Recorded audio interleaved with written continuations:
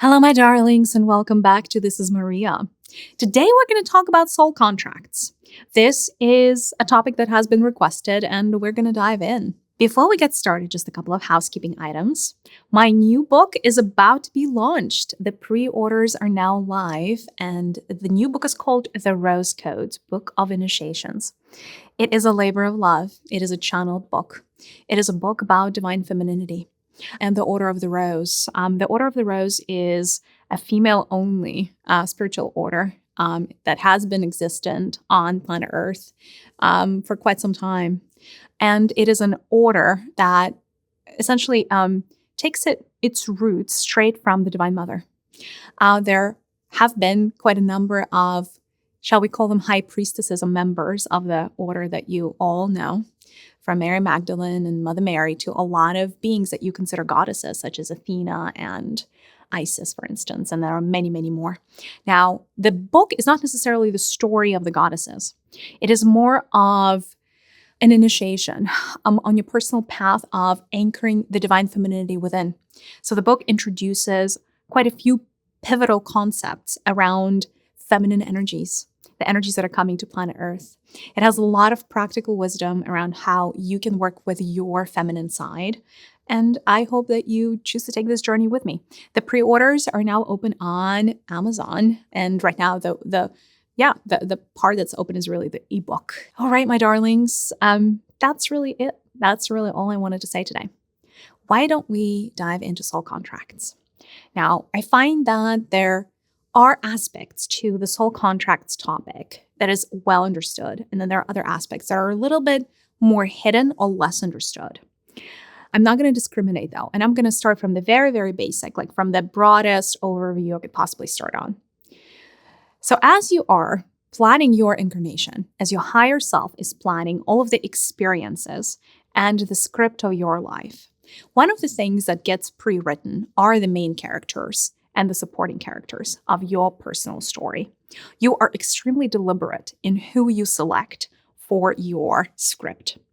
There are a lot of contracts that are considered primary contracts. There are secondary contracts, and then there are tertiary contracts in terms of their importance on your life and their importance on your journey.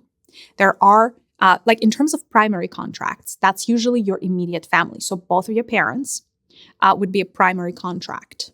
Usually spouses are primary contracts. Your children are primary contracts. Sometimes, although that is not always the case, your siblings are a primary contract. Your siblings can also be a secondary contract if a sibling relationship doesn't really help resolve too much trauma for you, or if a sibling relationship is a little bit, shall we say, if it's not a close relationship, right? Like if you're not really close with your sibling and your soul is okay with that, that would be a secondary contract. A best friend usually is a primary contract. And an arch nemesis, if you have one, is usually a primary contract. Secondary contracts are like an extended network of beings that support you on your journey.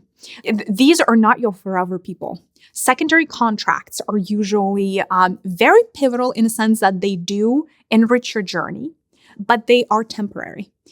So usually within the secondary contracts, you would find people that are seasonal in your life, that come and go, and they're meant to come and go. They are meant to show up in your life.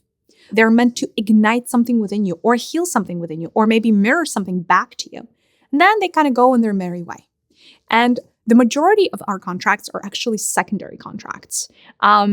So a lot, like, what are some examples? Your friends from school or people that you went to sports with. I don't know, your people that you would call acquaintances, if that makes sense. But of course, not everybody is a contract. Only people who have an impact on your life. People that you're friends with at one point in your life or another. People that have an impact on your work. So very often your mentors and your mentees are going to be here. Your bosses and your direct reports are going to be here. Very often your spiritual teachers are going to be here. Or any kind of other like teachers or coaches are going to be here. Now, of course, if you are on a spiritual path and you've been looking for a guru, then your guru may be a primary contract. But more often than not, it's a secondary contract and you have multiple teachers that you're meant to have. And then tertiary contracts are usually passerbys, But at the same time, these are the people that are like literally there for like a quick moment in time. Like they sign on, like for instance, they may sign on to do one reading for you, like a tarot specialist or somebody who reads the runes or somebody who's an astrologer, that literally like they may have interacted with you once or twice in your entire life, but it doesn't mean that their counsel is not pivotal to you. So before descending into an incarnation, you're writing up all of these contracts. Now, of course, more often than not, it needs to be like a double opt-in, right? Like you need to opt in and the other soul also needs to opt in. So, very often, or not very often, always, you would try to enroll other participants in your game, if that makes sense, or in your script, right? And usually there is an expectation that you have, and especially expectations are pretty robust for a primary contract. They're a little bit less precise for a secondary contract. And, tertiary contract, like I said, is just like a one-hit wonder. And those are probably the easiest to recruit for. Yeah, but the primary contracts are the ones that usually take a lot of time because so many things need to align, right? Like you have to be really meticulous planning those because your parents, like your immediate surroundings growing up, are really going to impact your view of the world and kind of like the set of settings, energetic settings and otherwise that you come into this life with, right? So a lot of souls are very deliberate planning their primary contracts. Remember how I told you that your arch nemesis is also here? And that is where we get to, adversaries and people who you maybe didn't get along with or somebody who really hurt you or backstabbed you and all of these things. Very often, beings or people that would create a wounding in you or soul contracts. And I know that you don't like to think about it that way. You almost like to think, of incarnation planning from the perspective of everything is positive, right? Like I want a set of positive parents and I want a set of amazing siblings. And frankly, I don't want an arch nemesis and the whole 9 yards. It doesn't always work that way because every soul here is, every soul comes here to learn a lesson. Every soul therefore must plan this like small periods of discomfort, right? Or like literally somebody needs to poke you figuratively in order for you to get off your axis and perhaps change and evolve, right? So very often you spend just as much time at soul level planning your adversaries and your arch nemesis and like people who are your rivals and people who are going to backstab you and all of those storylines. You spend as much time planning those as you spend planning your parental relationships and your children, relationships, parent-child relationships. So that is pretty extraordinary. And part of the reason why is because there are only a few pivotal moments in your life where you get to change who you are. They usually come in cycles. And there's usually a catalyst, a person or an event that takes you on a journey into the depth of who you are. It's not always a pleasant journey, and it's not always a pleasant experience. It's not always a person that you love. But the common denominator of all of these contracts are they represent a challenge, right? So whether that is a person, and I'll start giving you some examples, right? Like who is like your best friend who is going to backstab you by, I don't know, taking away your husband. I'm just saying. Or it could be somebody who fires you from a job, like a boss, right? And that sends you on a very strange trajectory. Or it could be somebody who is just mean to you and like a bully. Like a lot of those things are contracts. And again, like it's not very popular to think of those things as contracts because I think it's a lot more palatable for souls to think that you're just planning like purple rainbows and unicorns. And it's a lot harder to internalize. Why would you, at soul level, ever want to put your lower self through pain, through suffering, through heartbreak, through blood, sweat, and tears, through backstabbing, through bullying and all of that? But, right, it only seems unfavorable from a limited human perspective. Once you understand how much experience and how much power you get from every hurtful or seemingly hurtful experience, it'll blow your mind, right? So going back to my point, very often you pre-plan adversaries. You pre-plan people who are going to show up in your life to shake you up. You're pre-planning those circumstances and events down to a T, right? So like you may be going and saying, okay, like I'm going to be 25 and I need my boss to fire me from my job and I want them to do it in a nasty way, right? Like in a dramatic way. Like I don't want to be coddled. I don't want to, I don't want to pep talk when I'm fired. Just like, rip it off like a Band-Aid and make it hurt, right? Why may your soul decide to do that?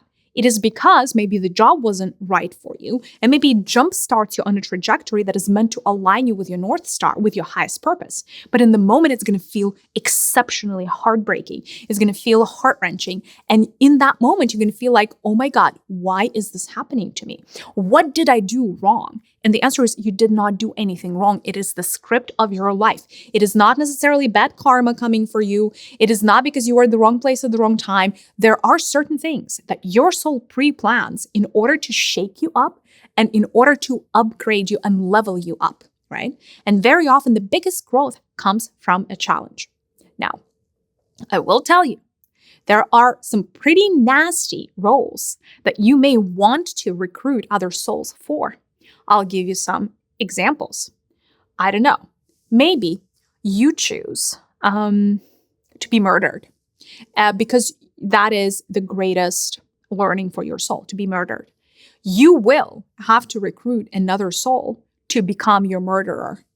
And those are actually quite interesting to watch from the higher perspective because a lot of souls would resist them in the higher perspective. They would resist becoming a murderer. Because, on their end, right, imagine the challenge. You are this beautiful soul. All of a sudden, you have your buddy over here saying, hey, do you mind murdering me with a rifle? And you're like, sorry. Because, a part of you, right, like if you have this contract that you signed up for of being the bad guy or the bad girl, you're going to have to adjust certain aspects of who you are in order to serve somebody's contract. Now, let me just preface this, or let me take a step back. I am not justifying murder whatsoever. Neither am I propagating that that's a good way to go, right? Not at all.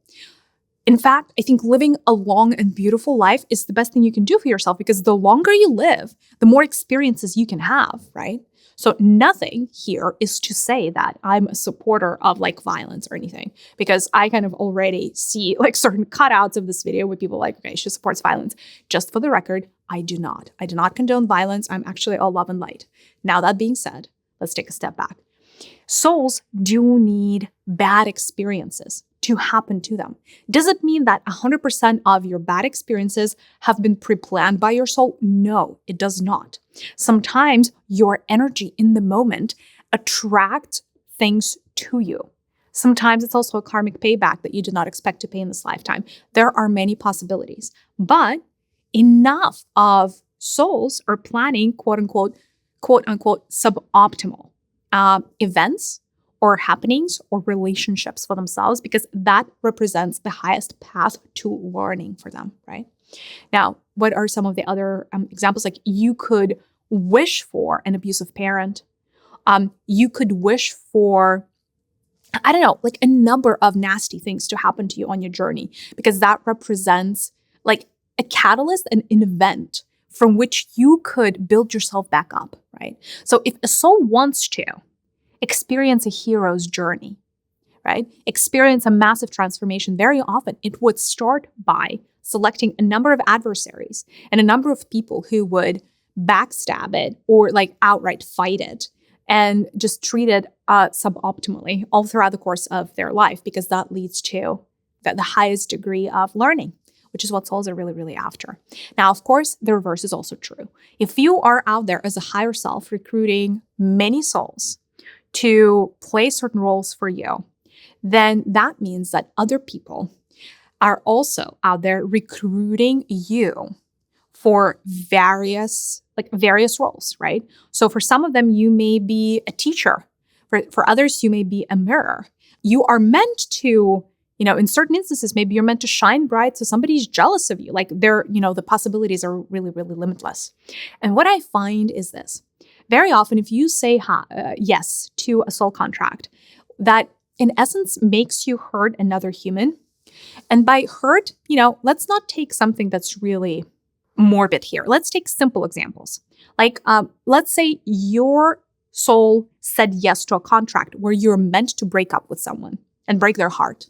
Say they're really in love with you, but upstairs, what they are recruiting for you to do is break their heart. Upstairs, you may say, okay, sure, no problem. Once you descend into this third time space reality, third dimensional space, obviously you forget about your soul contracts, you forget what you promised to do and to whom, and you get into a relationship. And, maybe it started as love and then it's going downhill and you understand that this is just not your person, that you are growing out of that relationship and the relationship no longer serves you. And especially women do that, but men do that too, by the way. But women sometimes would hold on to a relationship for years after they have already decided that it's time to go, or rather it is like that person is not for them. And part of the reason why is because there's so much empathy for the other person and there's so much reluctance to hurt another, right? And by the way, a lot of you, if you had something like, if you've ever had to break up with someone and that you really cared for, just, not in the same way that relationships require, there's so much guilt that souls experience when they have to break somebody's heart, or when they have to break up with somebody, so much guilt. And they think they're the bad person, that, what's wrong with them. And, all of this turmoil and all of these feels are coming up. And the truth of the matter is a lot of those are soul contracts, as in your partner wanted you to break up with them, right? Why would a soul choose that? Because healing a broken heart is a very interesting journey, actually, in third dimensional reality. A lot of men actually select having a broken heart because right now, men operate usually from the solar plexus center, right? Like from the center of self, from the center of success, from the center of like achieving, from the center of action, and all of those things. And the next frontier for a lot of males on this planet is to open up their hearts.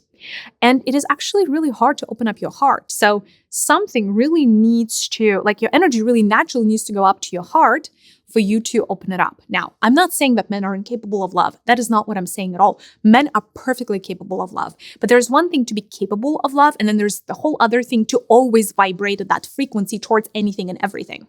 Do you know what I mean? Right? Because what the love that I'm talking about is unconditional. The unconditional love for nature, unconditional love for the universe, unconditional love for humanity. It's easier for women. Why? Because women have to go through a process of gestating a child, and literally donating their body for a process of birth and the process of pregnancy, and then, all of that good stuff that men cannot do.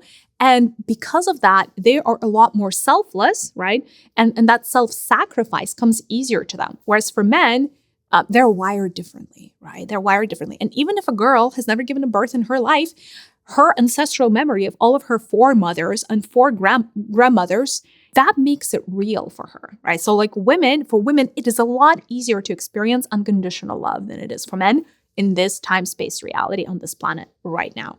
So men very often, going back to my original point, may choose to go through a broken heart because a broken heart really helps momentarily raise their vibration from the solar plexus, from the third chakra up to the fourth chakra, the heart.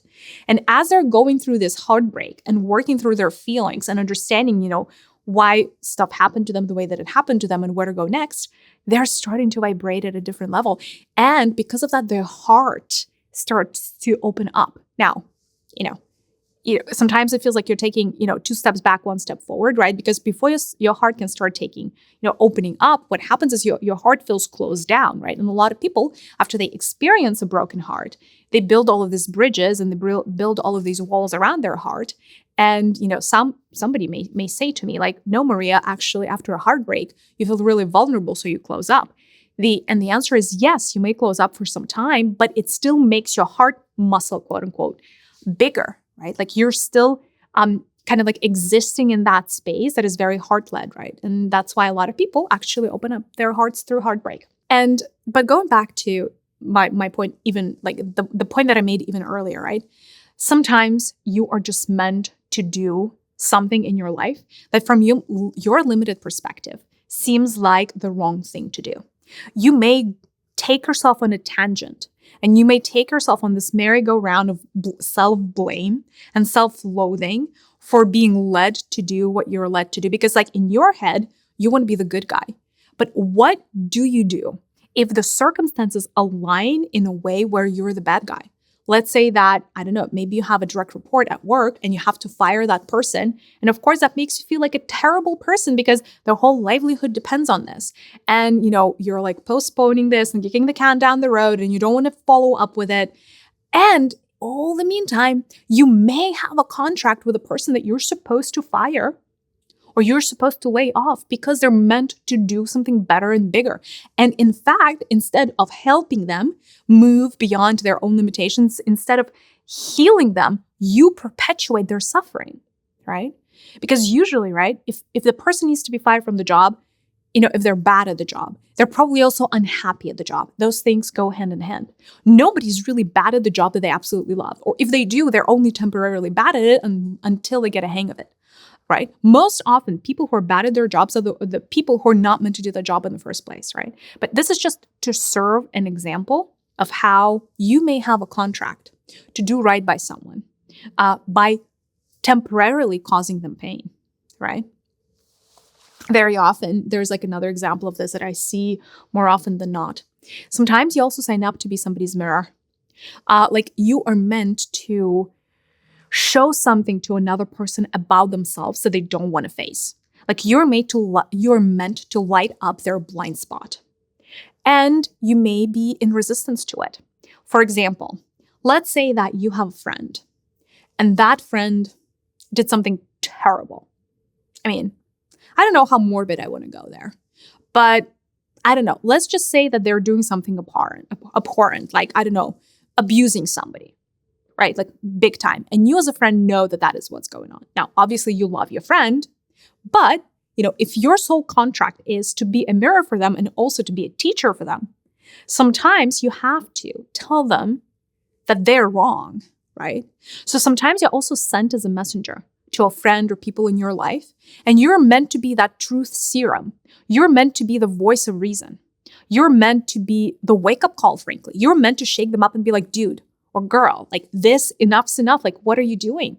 You have to stop because of X, Y, and Z, right? And very often, we get into the trap of compassion, right? And I see that most often with light workers. The purest of souls that have so much empathy and so much compassion that they are literally able to see anything in the world and forgive it. Like they can forgive people for murder, they can forgive people for rape, just because they have a heart that's bigger than life. And sometimes what you're required to do is do the opposite. Sometimes you're required to set the record straight. Sometimes you are required to make sure that the other person looks at themselves in the mirror and faces the music and be like, okay, no, here's the message from God for you, my friend. This is what is okay to do, and what you're doing is not that, right? So again, there are many contracts that you would come into this incarnation with. Usually there are 3 pivotal contracts of all the contracts that you have. There are 3 most pivotal contracts. One of those most pivotal contracts is usually a parent, right? So there you have it.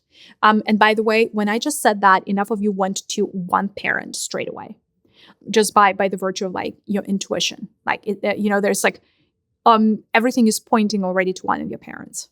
And then there are 2 other major contracts that are like bigger than life pivotal that you have, that literally if you didn't have, you are going to end up a different person. Like a completely different person, right? So understanding those contracts can be really, really meaningful. And sometimes you wish somebody was your primary contract, meaning they would stay with you for the duration of your life, but they're only a secondary contract. And that is where a lot of the heartbreak also happens, especially with romantic relationships. You think somebody is the one, they come into your life to highlight something about you, then they leave, or you guys break up, whatever is the case. And then you are, left to pick up the pieces. And the biggest the biggest disconnect here is that you thought it was a primary contract and this person was your forever. And they ended up just being a Mr. or Mrs. right now, or Ms. or whatever. And, it can hurt. But find solace in the fact that if somebody is temporary in your life, it is only because they're leaving room for somebody else or something else to come into your life, right? Because the soup of the happening on planet Earth is quite thick. So if something leaves you, so much more is going to come, right? So rest assured that you're not left alone forever.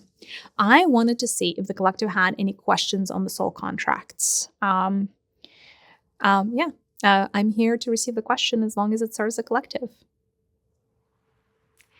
The question is, how do you know if something bad that you did, like an evil act that you committed, is you messing up essentially?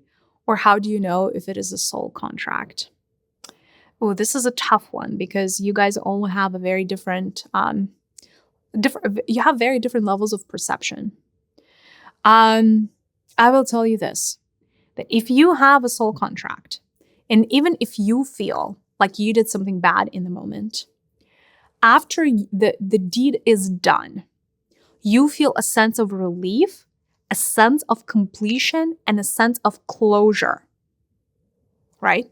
Even if you feel you were the bad guy in that conversation, or you, again, like broke somebody's heart or what have you, right? Like if you feel you were the bad guy, but the circumstance brings you relief and like literally like you breathe out and you're like, oh, gosh, I finally did it.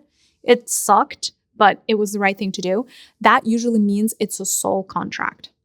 Because usually with soul contracts, you feel the sense, like I said, the sense of relief and the sense of completion, because every soul contract is a line of energy that connects you and the person that you have the contract with, right?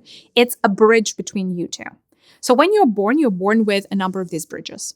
And you go through your life, closing some bridges, and some bridges are meant to forever stay with you.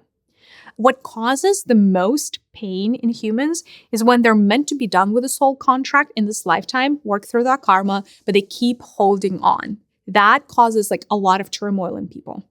And so if you do something, quote unquote, where you're the bad guy, and it doesn't bring you a sense of relief, that is probably you choosing to do something out of your own free will. It's probably not a soul contract. Soul contracts, when complete, they free up a lot of energy because it's like that cord is being naturally broken, right? If you complete your thing, that other person completes their thing, you're done.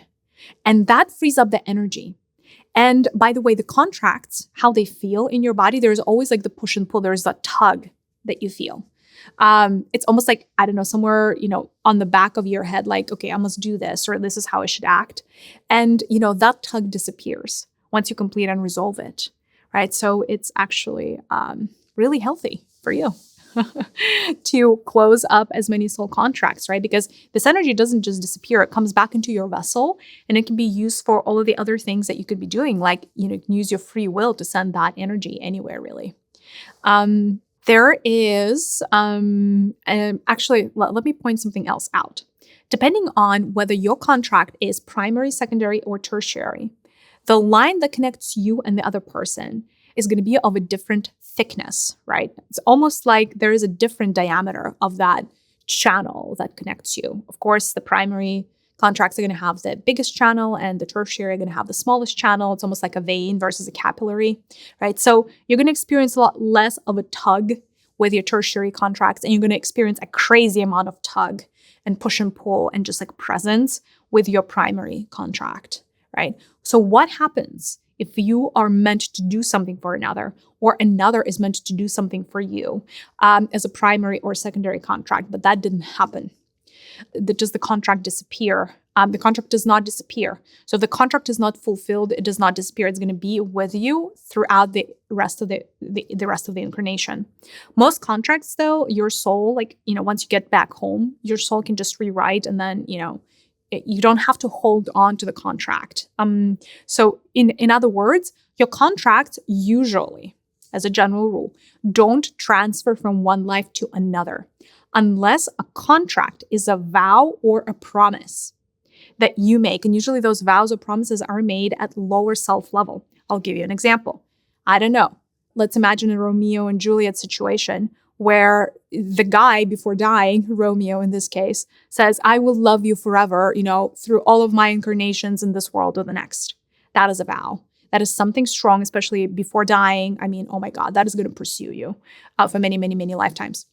If that is a vow, right, that was made consciously out of somebody's free will, then a contract like that is also a soul contract, right? Where, essentially you are tying yourself to another person. So you will keep meeting until and unless you are willing to release the vow. Now, those contracts are usually done at the lower self level, not the higher self level. Your higher self level tends to not vow to love somebody forever. Now, what your higher self can do, though, is plan a series of incarnations with 1 or 2 or 3 souls or however many, because it's say they choose to play a long game, right? And they want to play it together. And all of these souls may come as partners, right? And so they may end up meeting over and over and over again in similar or different circumstances, but it's not a vow that's created. It's more an intention of the higher self. When you're making a vow from downstairs, from your incarnated state, that is something that usually, unless your higher self really wanted it to, which is more of an outlier, your lower self kind of calls the shots and then just you go through that lesson, right? But those types of vows, they're really, really hard to shake off. So be careful what you vow. Same thing is actually true if you make like declarations around, I don't know, like religion or secret society declarations where like you pledge allegiance to a particular secret society, forever and ever. Like that can really mess you up, right? Like that can be a energetic pull like no other. Yeah. So there are many. And like I said, if you don't perform the contract, it doesn't just disappear, it doesn't just fall away. It still connects you and the person that you're meant to perform something for, like do an act of service for, right? So very often, if the channel is strong enough, so if it's a primary or secondary soul contract, what's going to happen is you're going to be faced, like it's almost like the universe, like 2 magnets. You're going to magnetize that person. And it's like you're going through your evolutionary journey, right? And you may be on a different level of the spiral going up. But if this is unresolved, you're going to keep meeting that same person and until that contract is fulfilled, right? So there is like that opening, right? So it's unfortunately not so easy to get rid of like primary contracts like that. And even if you don't see the person anymore, you will still feel a connection to them. I'll give you an example. What do you mean like a connection, right? You may ask me.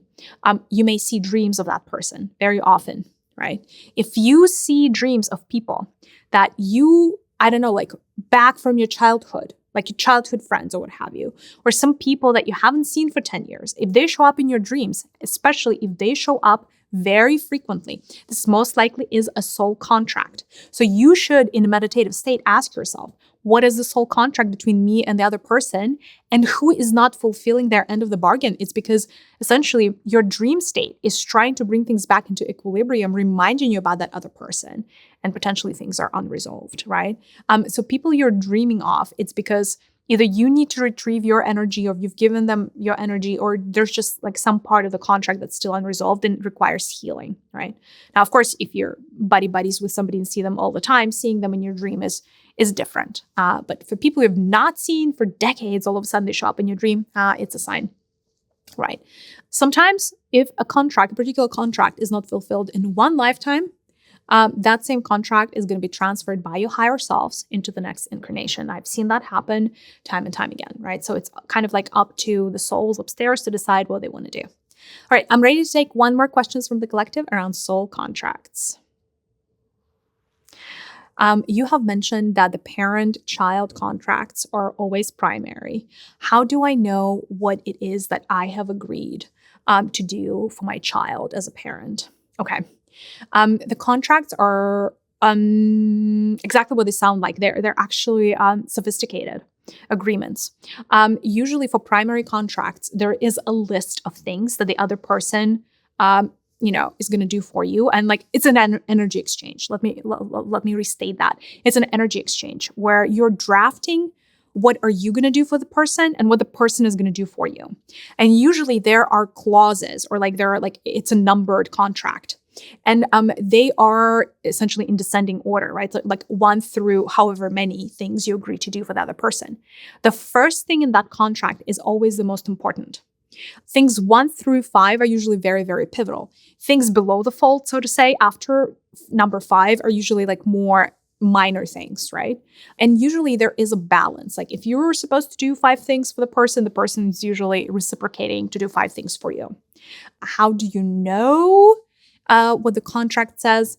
In a meditative state, right? If I'll give you a quick meditation. Why don't we? In a meditative state, what you want to do is, close your eyes, imagine your own light body, like you are made of light, right? And in front of you, there is a person who you want to check up, like on the contract for. Like, do you even have a contract between you, right? Like, you may imagine that person as a being of light in front of you. And then notice, is there, like, essentially a contract between you? The contract between you is going to show up like a line connecting your energy centers. Usually it's chakras. It can be like a heart-to-heart connection or, what have you. And then in between you, there's going to be like a piece of paper. It looks like literally like a piece of paper that both of you signed off on. And yeah, like if you see a contract between the two of you, that means it's a contractual relationship and a contractual obligation. And then you may draw the contract closer to you in a meditative state and focus on that first clause, on like item number 1 in that contract. Like, what is it that person is meant to do for you? And the information is, meant to come through. Try receiving the information with your heart or with your third eye. These are the two places that are easiest as far as like reading and downloading that information. So you may even imagine that contract literally is sucked into your heart chakra or into your third eye chakra, right?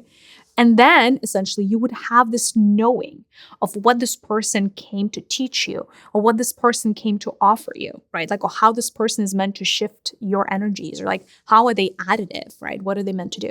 And from there, you can also look at everything that's below this, most important thing, but they're always ordered. The number 1 is the most important thing that they're supposed to do for you. And of course, like number 10 is like whatever, if it happens or it doesn't happen, right? And you can read what you're meant to do for them in the same exact way, right? It would be flipped, right? And so that's how you read a soul contract. Now, it requires a little bit of practice, I'm not going to lie, but, it is extremely possible to know what those contracts are. And by the way, it can be an enlightening experience, especially if somebody hurt you, especially if somebody broke your heart, especially if you think somebody is like, I don't know, a nasty person and like, why did they do the things that they did? You may be surprised what you find in those contracts. And same thing with your parents also. Like, you think that they were abusive or you think that they didn't love you. The number 1 thing on that contract between you and your mother may be, I need to shield my love away from her so she doesn't, or him, so she doesn't feel my love, so she becomes a person she's meant to become. And so she can go through the healing, or he can go through the healing. That may be a contractual obligation between you and your mother, or between you and your father. And there you are, blaming them for it. Do you know what I mean? Right? I strongly recommend that you at least look into the contracts between your, parents and the contracts that you have with your kids, because it can be enlightening. It can be enlightening what you find there. Like, for example, right? Your kid may want you to be a parent that's in the way of them doing what they love. Like, for instance, your kid wants to be a ballerina and you're like, okay, no, I want you to learn hockey. And you take them for hockey games and whatever, like to learn hockey. And this may seem at face value like, okay, what are you doing, parent? Like, you're crazy. But this may be what that soul wants, because they are meant to, whatever, right? Like, maybe they're meant to fight for what they want, or maybe they're meant to find their own way or their own free will. But for that to happen, they need to experience that free will being taken away from them, right? I'm just giving you examples. I'm not saying this is your life at all, but understanding the contracts that you have with your parents and your kids could be life-changing, right? Because sometimes you're meant to be the bad guy. And none of this is to say that I justify quote unquote evil behavior.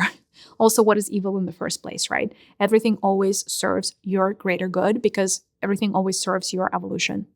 Alrighty, my loves, I hope this was helpful for you. I hope you enjoyed it. And I hope that helps clear up some of the confusion you may have had around soul contracts. I'm sending you a big hug, and I'll see you in the next one. Bye!